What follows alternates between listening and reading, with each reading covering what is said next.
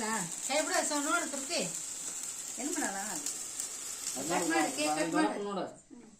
ನಾ ಕಷ್ಟ ಅದು ಕೇಕ್ ಕಟ್ ಮಾಡಿ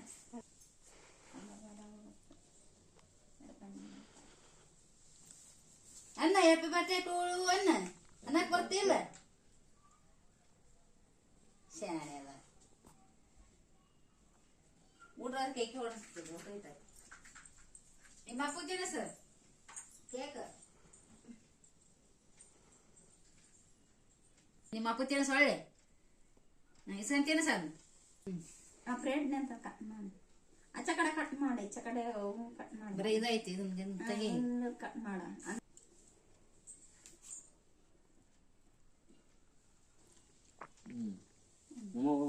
ಬಾ ಕಟ್ ಮಾಡ್ಕೊ